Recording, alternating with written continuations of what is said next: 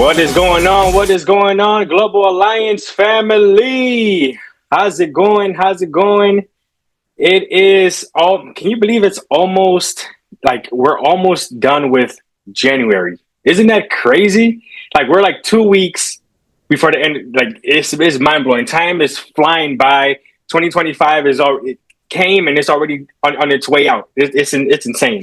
But good morning, everyone. Wherever you're tuning in from, if you're in the central area where I'm from in Wisconsin, it is super cold right now. It is I'm telling you guys, it's negative degrees right now in Wisconsin. It's crazy. I'm talking about like negative 12. If it hurts to go outside, but we're here because we're going to heat things up on our Global Alliance call. So if you are not tuned in, or if you don't have any one of your team members tuned in on this call, I need you guys to do me a favor. I need you to go invite those agents, those team leaders that need to be a part of this call, because today we're going to be dissecting something that is really, really important for our real estate business.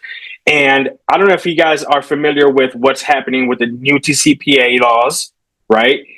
I don't know if you, by show, you can do this, you can, yeah, you can blow up the chat if you're familiar. But January 27th, it's the 27th. Yeah, January 27th, new TCPA laws. Everything's going to change how we prospect, right? How we're lead generating, how we're being compliant before we reach out to leads and communicate with our our audience out on social media when we're prospecting, doing cold calls, prospecting, right? Things of that nature. There's a whole bunch of new laws, and I'm here today because I want to be a student, and we have a special guest that I know for sure is a master when it comes to just making sure that their systems implemented when it comes to lead management, calls, how to prospect, right? We have none other than Mr. Jessie, which is the founder CEO of Call Action, which is an intelligent sales and marketing automation platform designed to assist real estate professionals like us in capturing, engaging, and nurturing leads across various communication channels. I'm talking about calls, texts, emails, right? This is done, and I know Jesse will kind of, give us a little bit more insight of what Call Action is. But this is an amazing tool that I know a lot of our partners within our EXP ecosystem use Call Action for their CRM software, right? Because I'm pretty sure you have an integration with Follow Up Boss. For those of you that use Follow Up Boss, you are in for a treat. But Jesse, I'm glad to have you here with us. How's your Monday going so far? Amazing. I'm here with the Gap Alliance. So I'm excited about people that are interested in growing, taking action, and producing. So that's awesome.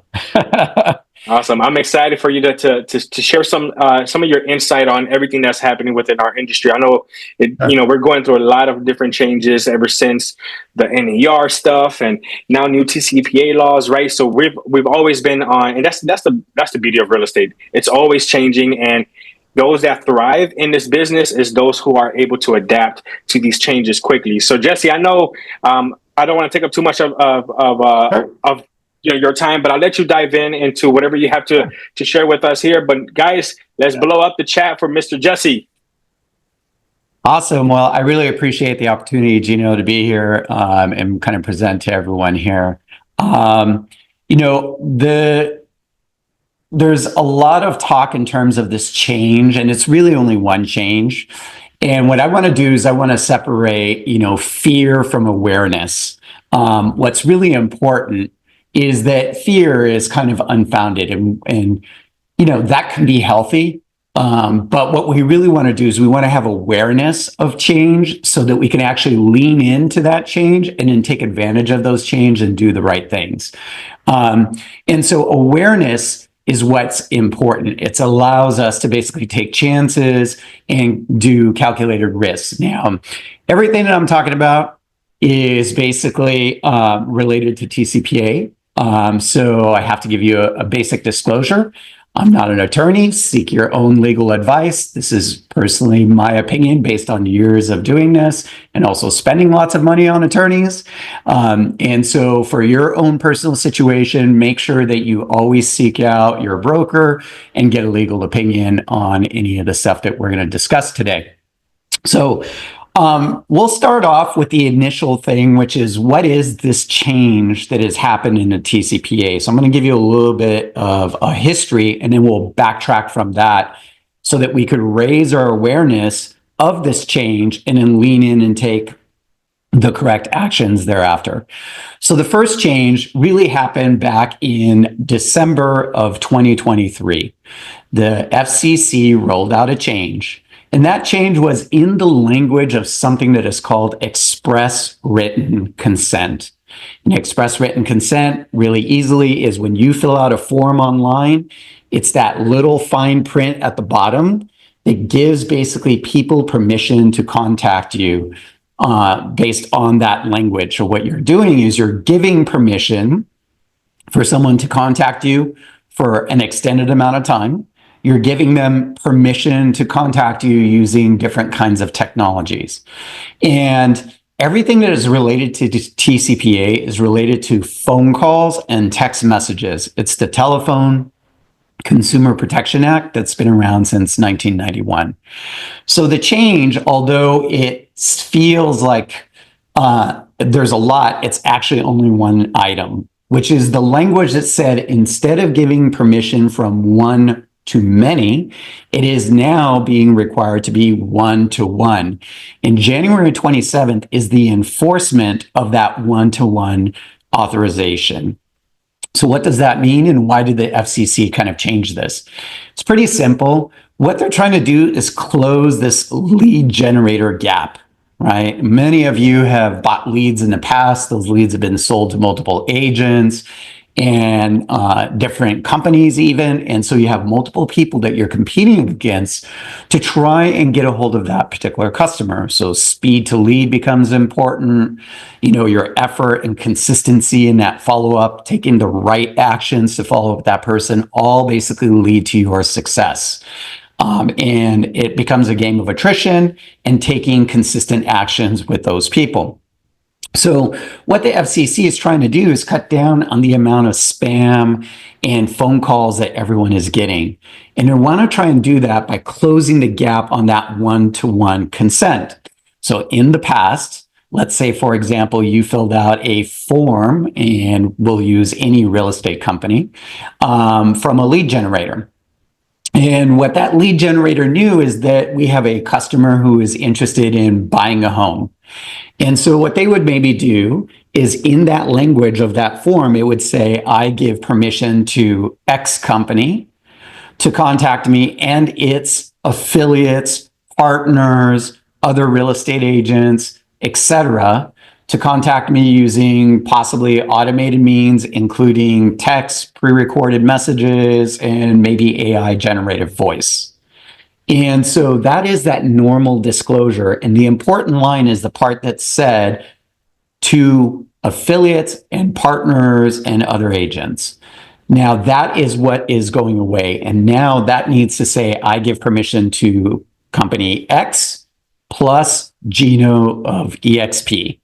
So that the customer, when they fill out that form, has the expectation that Gino is going to be calling back. And what that should do over time is a couple different things. It should increase the ease for us to go ahead and be able to get a hold of that customer, because now they're expecting us. We're not getting as much competition from a bunch of different people. Now, obviously, we can't prevent that consumer from going to multiple different websites, but at least that one lead provider should not be selling that data to multiple companies. And this is going to be a really, really big difference in terms of what's going to happen, because in the past, let's say that particular person would say, okay, I'm going to sell it to 5 real estate agents. And then because I know that person is interested in buying, I'm going to sell it to a mortgage lender. And then I might offer it to a moving company, and then maybe a house cleanup, a painting company, solar, etc. So that person's information would then get shared with multiple people, and all of those people will buy that lead and try and get a hold of that particular person. And that has what's led to so much outbound calls and text messages that we feel kind of overwhelmed with our phones, right? Many of you are getting insurance request and, car stuff, and that feels like it's coming completely out of left field. But it's probably because somewhere you filled out some information and it gave permission to sell your information to somebody else. And that's why we're being exposed to all of this stuff. So that's the primary change of the TCPA that is taking place right now, is that one change in the language. And so what's going to happen is in the future, starting January 27th, is the enforcement of that particular change, meaning the language is supposed to change on all of the forms so that you could get that correct and legal permission to contact that particular person for an extended amount of time using basically your technologies that you're used to already using for the last 10 years. And even if they are listed on the do not call registry. Now, what happens is if we do not have that permission in the TCPA guidelines that was established back in 2003, is something called the National Do Not Call Registry. Now, nothing has changed at all on the Do Not Call Registry. We were always supposed to adhere to the guidelines that are related to the Do Not Call Registry. And what that guideline basically says is pretty simple. If basically someone's phone number is on the DNC, I do not have permission to call or text that particular person and make an unsolicited offer. I can't call them to ask them if they're interested in buying or selling a house. That's the rule. So what that express written consent did is it overrode that permission or that exemption of contacting that particular person. So for those of you that do circle prospecting, calling expireds and stuff like that, most of the time you were already supposed to adhere to that particular guideline if they have never made an inquiry to you. So that has never changed. If you use companies with multi-line dialers that sold you lists, most of the time that list had basically a notation if that phone number was on the DNC or not. And what happens is, as business owners, it is our responsibility to manage our business and to basically follow the rules. So the companies that would sell that data would let you know that that information was there, but it was your responsibility to do the right thing and adhere to the rule. And if you didn't, sometimes you would get in trouble. And that is kind of normal, and that is basically business, right? So you're supposed to adhere to this rule of that DNC. And the reason why these two interactions get important is that if we have old leads under basically the old guidelines, what the TCPA talks about when they pass this new rule is the enforcement for the new date going forward. They did not make it clear to say if your old permission will give you permission going forward. What they do have, which is a normal legal principle, which is retroactivity, which basically says if something happened before this enforcement date and you had that legal permission, that protects you for those prior actions. We're not clear if it protects you going forward. So what you want to do is basically have this awareness of what the rules are, and then lean into that change, which is going to be conservative in this and not call people that are on the DNC list, because you might be exposing yourself to some liability and to some compliance issues because it's unclear in the guidelines. Now, what I would share is this. If you haven't spoken to a lead in 5 years and you don't have a relationship with that person and they inquired a long time ago, there's a good likelihood that that person is already transacted. And if I'm reaching out to that particular person and I'm offering my services, they might get frustrated because we don't look that good at that moment in time, because now all of a sudden they're like, wow, you like inquired with me a long time ago and you haven't followed up with me. And now you're coming out of the blue. That is going to make people upset. And it's not a good look for us as professionals, right? It makes us look like we were never validated that relationship to begin with, right? That we didn't get a hold of them and really try and establish a relationship, because at the end of the day, real estate is relationship based. Doesn't matter what happens with the NAR changes, doesn't matter what happens with online leads. This has always been about relationship business, because people, this is a big decision and they want to work with someone they know, like, and trust. And that is why nearly 50% of transactions, even though 100% of the people go online, will ultimately, when they're ready, ask for a referral nearly 50% of the time. And Gino, you're probably used to that. And every professional that is here is probably used to the majority of their business coming from referral-based business. Right? You might close 5 to 8% of online leads. If you're a Zillow Flex team, you might do 8, 9% on the high side that you're converting on those online leads because of people being ready and willing now.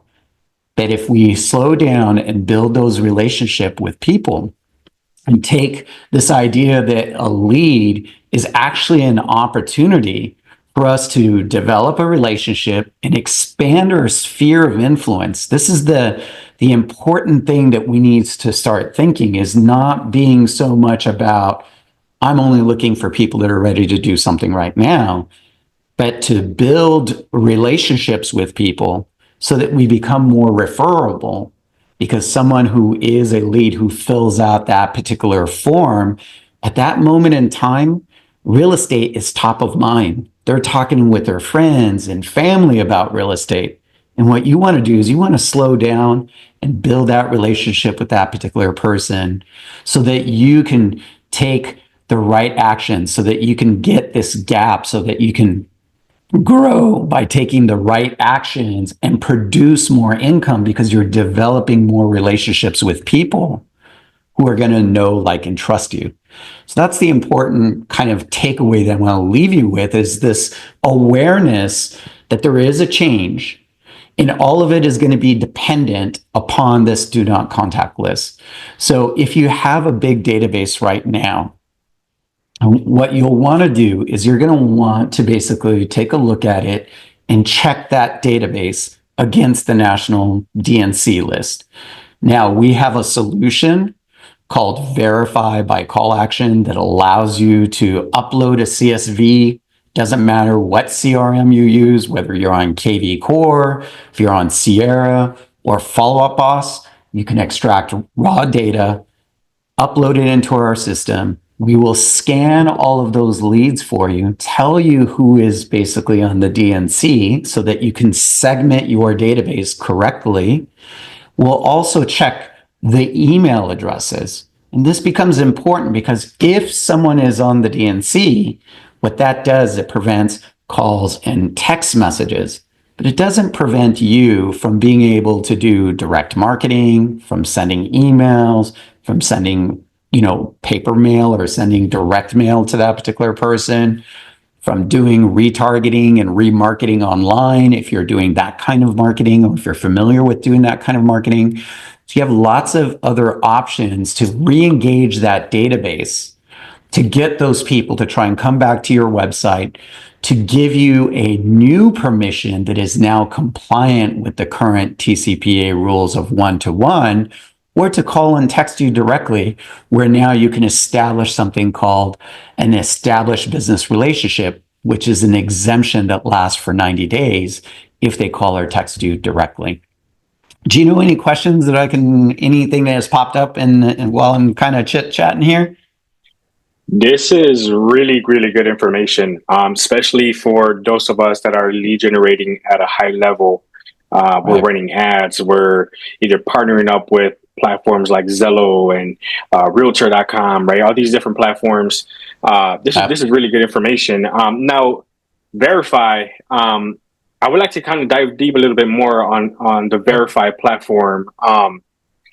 If we have a list that we are able to upload, is there any way for us to integrate that with our current CRM? Whether if it's, I don't know if there's like a, I know you have an integration with Follow Up Boss, but for example, is there a way for us to, aside from having to us export the list ourselves, is there a way for us to integrate that with our CRM?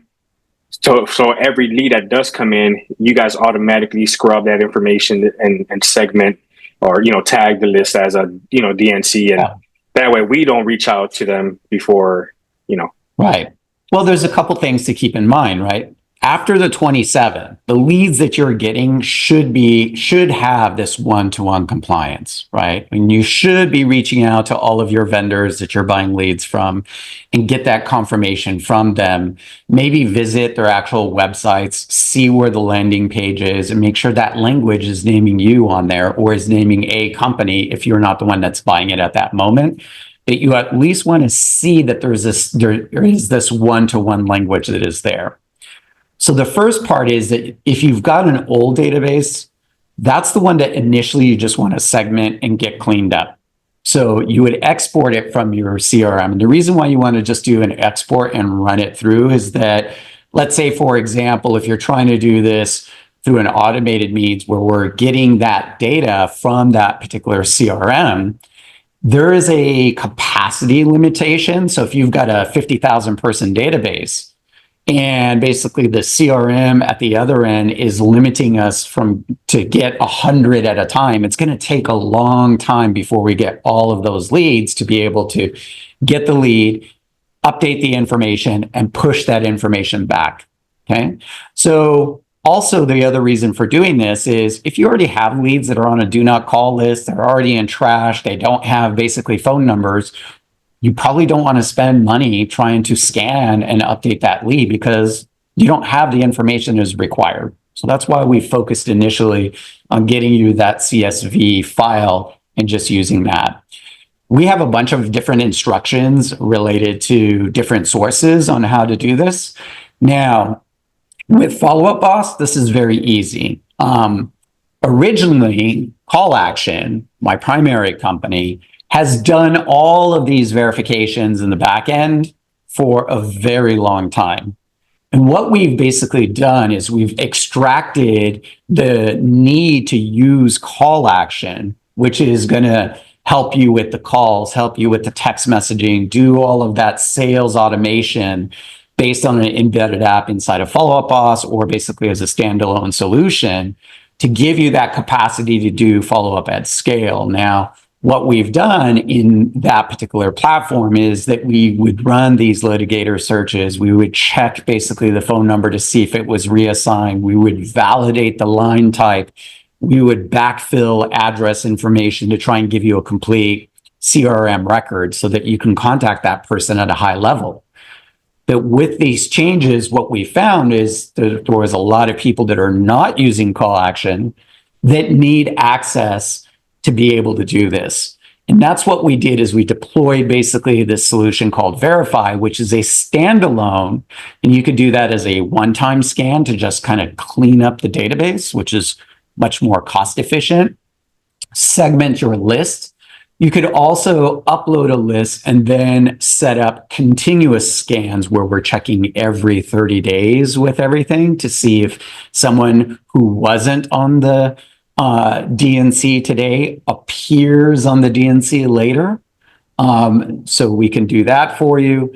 And then with some certain solutions, the first one being Follow Up Boss, we could do real-time scans so that when you put your API key, what that will do is it'll auto import all of the newest leads in real time and start to run these scans. Now, it depends on where the leads come from and depends on your business. If you are buying these leads from third-party people, that real-time scan is important, but not critical, because what is important is that you have proof of where the lead came from. It's where did that consent come from initially? Because if you have that consent, your database is fine until that person basically revokes that consent or opts out, okay? So the primary focus has really been on those people with large databases that you've invested in the past and segmenting those leads correctly into two different groups: people who are on the DNC and people who are not. People who are on the DNC, you probably are going to focus 100% on email, right? Email marketing to try and re-engage that lead, to get them to come back to your website, come back and re-engage with you directly through a call or through a text, so that you could get the two exemptions, which is either a TCPA compliant express written consent from filling out a form, or they call or text you or make an inquiry, which gives you this 90-day window of something called an established business relationship. And that's what you're really focused on. So to answer your questions on some of the other platforms that are out there, we can connect to everything because there is Zapier integrations that we can help you kind of create. So we have pre-written help docs that show you how to do it with Sierra Interactive. We have some help docs that'll be launched today to help you do it with KV Core, Boomtown, and all of the major solutions. Now, Call Action in the past has had all of these native API integrations, but because it's a completely separate product, Verify, we're slowly deploying those to each one by one. So within the next probably 30 days or so, all of this will be API generated. And if that's the case, then you really just want to start with really scanning that database and segmenting the leads. And that way you just pay one-time costs to really get everything in the right places so that you can take the correct actions now and focus basically your attention on those people that matter most.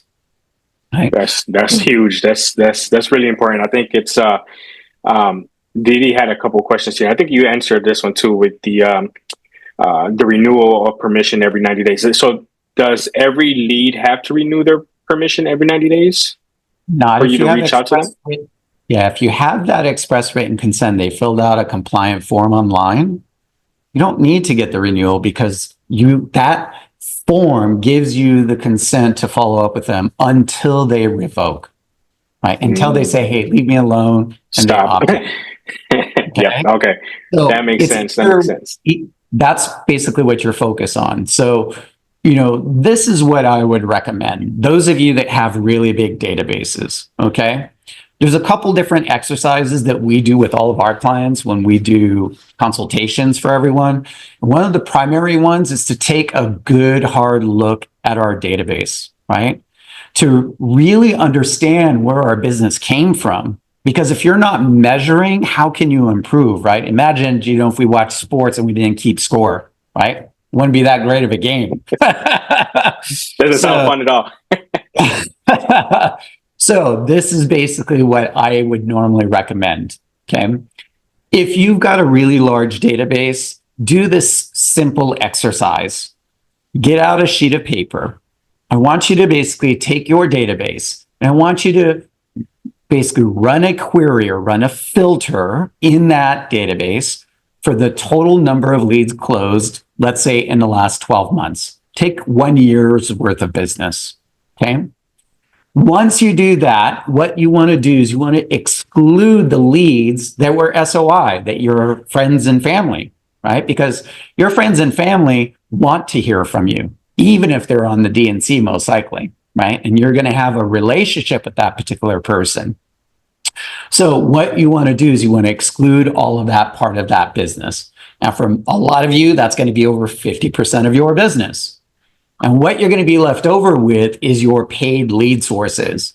So what we're trying to understand is, in the last year, how many deals did I close or did my team close based on these paid lead sources that I've invested money on? Okay. Now, once you have that actual count, you're going to take this one level deeper. Okay.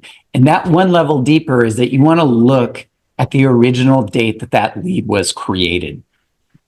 Did I close a lead in the last year that was created within the last year? And then basically do another exercise and go back 2 years. Go, all of my leads that I closed this year that were created less than 2 years ago. And you're going to start seeing this number drop and go lower and lower and lower. Then you're going to do the same thing for leads that are more than 3 years old.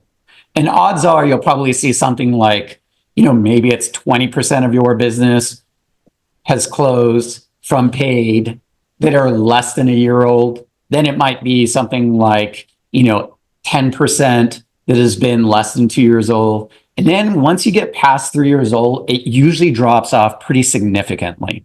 Okay. And the reason why this becomes important is really simple.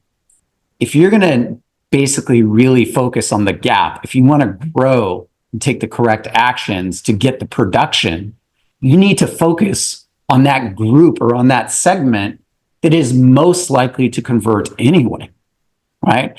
Why would I follow up with leads that are 5, 7, 8, 9 years old and invest my time to call that person, to text that person, and do all of those things if statistically your own data shows you that you only have a 3 to 5% chance of converting leads that are more than 3 years old, right? What we want to do, all of us, we have the same 8 to 10 hours a day to work as everybody else on the planet.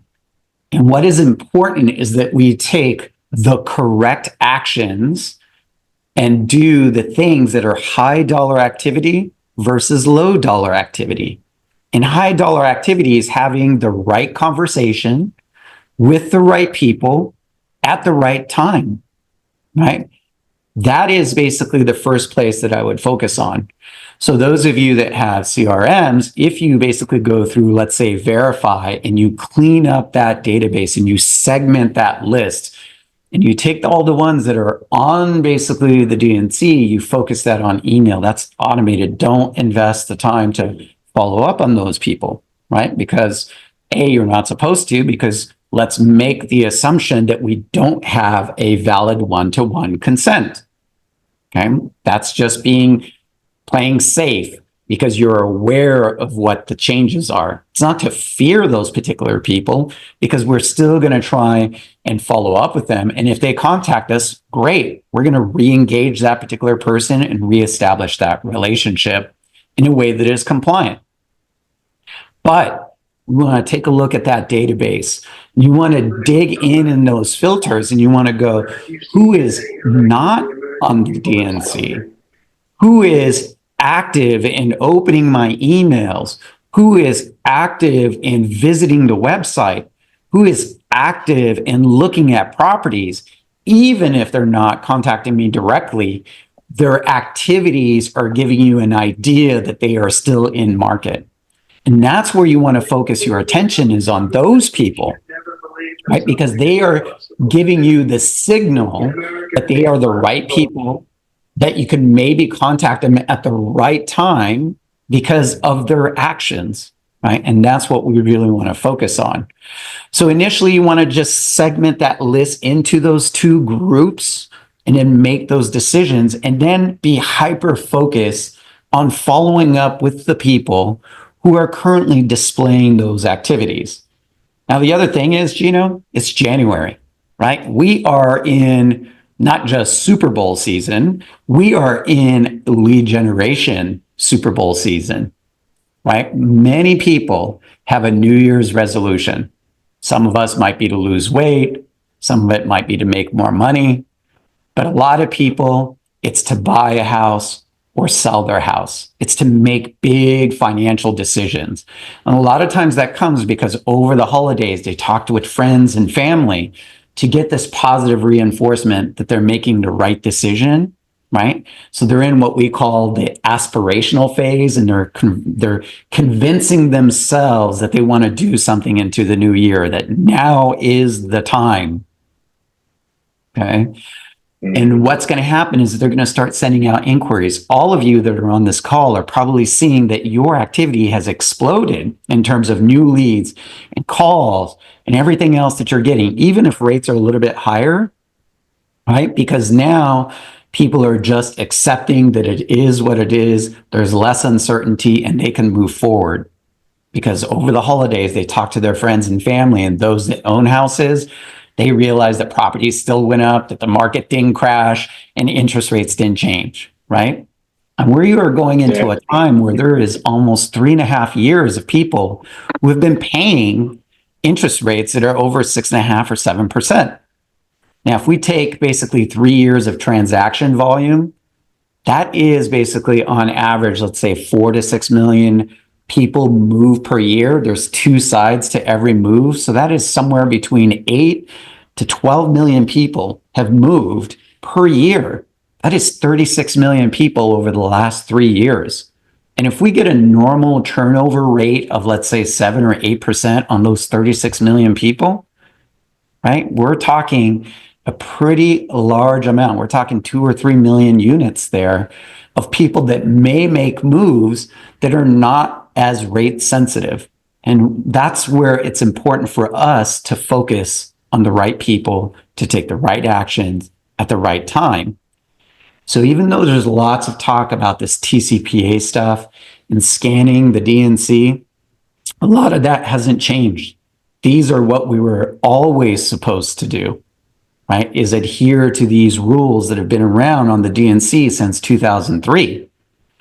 And what becomes important is, if you've got a big database, is to segment that list, clean up those two groups of people, either on the DNC or not, and then focus on the people who are not, and then take the right actions with the people who are showing you by their activity that they are ready to be in market. And then That's huge. time is going to be the most valuable, because you're talking to the people with the highest likelihood to convert. Right? Yeah. And those are the people that we want to focus our attention. And I always talk to a lot of agents, especially newer agents, when they're like, I open up my CRM and I don't know who to follow up with first. Right. And the answer is right there. Those that are willing, able to, and that are interested in actually taking action, they're browsing through your website, they're engaging with you. But of course, the segmentation plays a big role, because now you're able to remove those that you don't even have the authority to reach out to, and you focus on those that do. Diddy has another good question here. Once we find who needs updating, what forms do we send out to get the authorization, even if the person is on the DNC registry? Yeah, that's going to fall into some legal stuff. So that you would need to contact, an attorney to see what kind of authorization that you would need to get. Ideally, most of your websites, if you have a website, you want to drive that traffic back towards the website, right? That's really where most website providers are going to update that, and they're going to have their legal, review those. So I can't really give you, a sense of direction in terms of what forms you should send out. You need to get express written consent. The rules are pretty clear in terms of what that consent needs to look like. And traditionally, it's just obtained by getting that person to revisit the website. Sure, you could draft up some forms, but again, it would be important to contact legal. One thing that you mentioned, Gino, earlier, is that, we talked about these actions where at the beginning, I mentioned that, like, right now in January, a lot of people are aspirational, right? They're like, yeah, I want to find out if I can buy. And like, those are the people we should focus on, right? Because those are the people that we want to try and develop those relationships with. The second part of that, what I call pipeline, or that funnel, is going to be what I call the art funnel, is R for research. So first they start in aspirational. The second step is they go into research mode. So they go from like searching all over the place to maybe making an inquiry, and then they realize, like, oh, I need a down payment. How much down payment do I need? What kind of credit do I need? Right? What they're trying to do is they're trying to self-diagnose to figure out if they can become transactional. So that's the T in art. So they go from aspirational to research to transactional. Now, most people will become a lead or raise their hand and make an inquiry because they don't know the answer when they're in aspirational phase, right? What they're trying to do is understand, can I buy a house? That is the reason why they become a lead, is they fill out a form and make an inquiry to get an answer. And we as professionals, it is our responsibility to help them understand, can they buy a house? And if they can't right now, give them the guidance, prescribe a solution to them, like a doctor prescribes basically medicine or care, as to what is the next step for that person to be able to eventually be able to do this transaction. Right? We need to change our mentality from being order takers and door openers to being consultants to build that relationship, right? Because ultimately, this is also what we need to do because of those NAR changes. You need to show your value to that particular person. And I'm going to tell you guys, I've been at this since 1987. Your value is not opening the door. Your value is not basically filling out a contract. Your value is the guidance that you give to someone to earn their trust, to make them feel comfortable that buying a home or selling a home doesn't have to be painful, that you're going to be by their side to help them take the right actions at the right time so that eventually they can achieve their goals, even if they're not ready right now.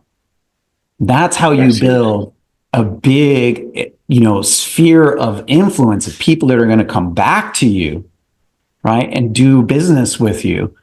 And when you do that correctly and you actually slow down, you actually don't need to buy as many leads. And if you're not buying leads and you're doing business with people who know, like, and trust you, then a lot of these things that we're talking about, compliance and stuff like that, are kind of inherent because you have a relationship with that particular person. Right. And Yeah. if they tell you, just like in any other relationship, hey, I'm done. I don't want to transact right now. Honor that relationship, just like you honor any relationship with any of your friends, right? And any That's good. professional that you do business with. So understand that this change really goes back to your old leads that you've already generated, that you no longer possibly have that permission to reach out to them.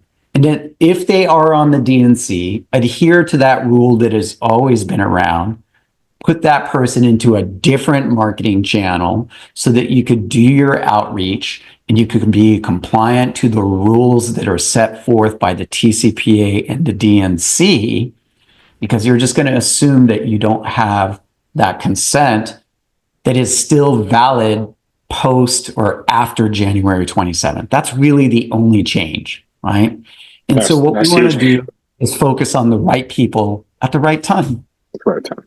And I think that's huge because those that are in the DNC, and maybe this is something that I'm doing just myself. I'm pretty sure there's other people doing it too. But just to get what you're saying in perspective, we pretty much take those that are in the DNC. We can still put them in a different marketing channel, right? This is where social media, retargeting, right? You can create campaigns to still reach those same individuals or their lookalike audiences, right?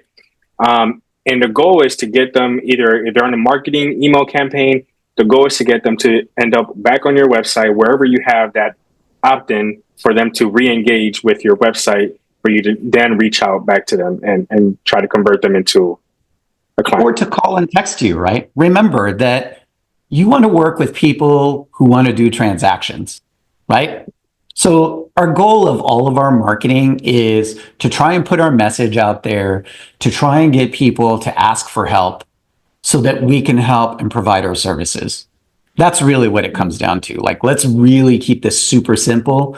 You have a person who is not a professional in real estate that decides that they want to do a transaction. They need to seek out a professional. And we need to be that professional. So we need to put out marketing messages so that we can attract those people and show that we are the most professional person in that local market to help them achieve their goals of homeownership or selling with the least amount of friction, right? That's what they're concerned about. Good stuff. Good stuff. This is good, guys. And honestly, this is where, where we get clarity, right? This is where there's a lot of misinformation on social media, either other brokerages or team leaders confusing their agents. It's simple. You just want to have a clear understanding of who's going to be reaching out, who's going to be contacting that individual. If you have a partnership with a lender or title company or so and so, disclosing who you're going to be reaching out to, who's gonna end up reaching out to that individual. Guys, if there's any other questions, please feel free to unmute yourself, raise your hand. We want to make sure that we get those questions answered because Jesse is a true industry professional. I've seen everything that he's done with Call Action. I've seen a lot of our partners use them.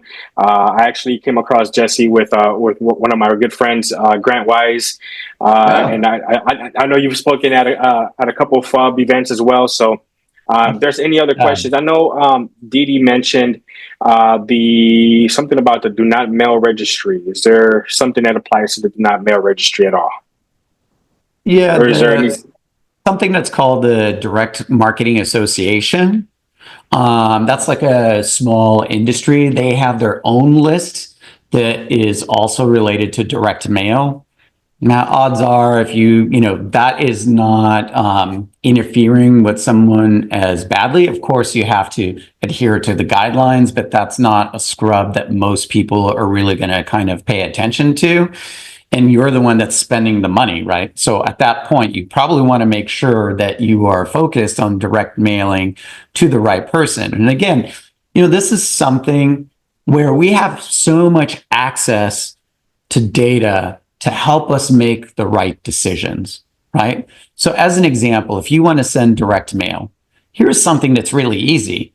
Take all of the addresses that you're planning on direct mailing. And if they've owned the house for less than 2 years, should we really send direct mail to that particular person? Because if they bought in the last 2 years, do they have equity, right? Are they going to be someone who's actually going to make a move? Like, we have to be smart. You guys are all business owners. And as a business owner, you need to make some wise investment of your time and money, right? And so taking the right action with the right people is how you get that production. It's how you grow. It's how you fill that gap, right? And the highest level professionals really focus on having the right conversations with the right people at the right time, right? It's all a matter of timing in our business. Basically, we're all familiar with the D's, right? Death, divorce, diapers, diamonds, right? Those are all life events that at some point in the future is going to happen. And the closer that a person gets to that life event, their sense of urgency goes from a want to move to a need to move, right? And what's going to happen is we're going to postpone the want because the idea is that moving is known as being painful, right? It's just kind of like the dentist and taxes. When you got to fill it out, right? When you got to go do that checkup. But most of us feel that both of those things are painful and we're going to put it off as far as we possibly can. And what happens is the consumer does the same thing. They know that moving is going to be painful. They don't want to pack all of their stuff and get all of that stuff together. So they take a lot of time in that aspirational phase of their home search and the research part of their home search before there's that moment of truth or that life event that is going to force them to be transactional. And what happens, we want to have and develop those conversations, have open lines of communication with the people who want to be communicated with, right? This is important. This is that DNC thing, right? If they're on the DNC and they haven't filled out any form, they probably don't want any communication. And when they are ready, they will raise their hand, right? If you are at the right place, like a business owner should be. Now, when we do that, we're having the right conversation with the right person at the right time. Huge stuff right there. And I have one last question for those of you that do want to take advantage of the Verify platform, right, by Call Action and import their list, import their database, their CSV files. What is that cost looking like for those agents that are looking to take advantage of this? And I'll make sure to drop the link below as well for those that want to take action on the Verify. Yeah, so it's really just going to depend on the size of your database. So let's say, for example, you have a smaller database. Let's say you have 2,500 people. It starts off at $75, right? right? It's really, really inexpensive for you to do that quick search, segment your leads, and it'll take, 20 minutes at the most for the entire data to be segmented. If you got a huge database, 100,000, 200,000, 300,000, that cost is going to proportionally go up because we're doing all of those searches on that stuff, but it's still going to be super reasonable. I think, if you're under like 20,000 database, I think it's like $350 or something like that. So, and that's going to validate email as well, right? And this is what's really important is that you have to keep in mind, if they are in the DNC, the reason why we check for email as well is so that you could segment your list and put that person into that bucket of email communication, of, retargeting, remarketing, maybe direct mail, building lookalike audiences, as you've mentioned, right? And segmenting that person correctly so that you could have the right conversation with the right person at the right time. And I'm going to leave you like a last little tip in here. Once you segment this stuff, if you want your direct mail to be highly effective, you want that direct mail to talk to them. Take the time. Like if you're on Follow Up Boss, as an example, when you generated all of these leads or when you purchased all of these leads, if you had the setting that said city and zip, like auto tag based on city and zip, it's going to give you all of the locations that they were looking at. So if you could take if you're in a city that has a bunch of different zip codes, build a filter, select all of those different zip codes, group all of those zip codes together, and make a segmented email only list that is to email everyone who is interested in purchasing in X, right? Whatever city that person was interested in. Because the difference between spam and good marketing is it personalized, right? If you own a Tesla and I send you a direct mail piece, right, that says get a free motor replacement for your car, for your Ford, right? That's a $10,000, $20,000 value, means nothing because I own a Tesla. Does that make sense?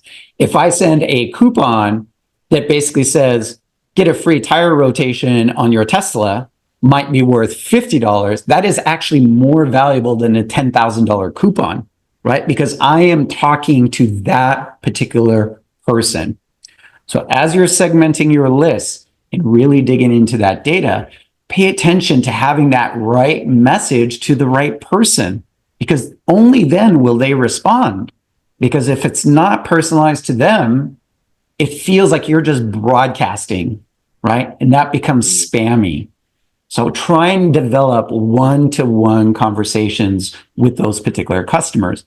And when you use your CRM correctly, all of the data is already in there by being able to segment that list and use basically tags to have that right thing. And so the core of Verify is going to push those tags so that you could take the primary segmentation of that leads, the people who are on the DNC and those that are not, and then follow up in the appropriate channels with that person based on what group they are in, and then take a look at their activity and everything else that we talked about. Okay? That was good stuff right there. It's amazing. Call action, guys. Verify. Everyone, let's blow up the chat and thank Mr. Jessie for sharing his knowledge today. This was really good information. So for those of you that weren't able to tune in, we will have this recording up very, very soon. We make sure to send it out to everyone.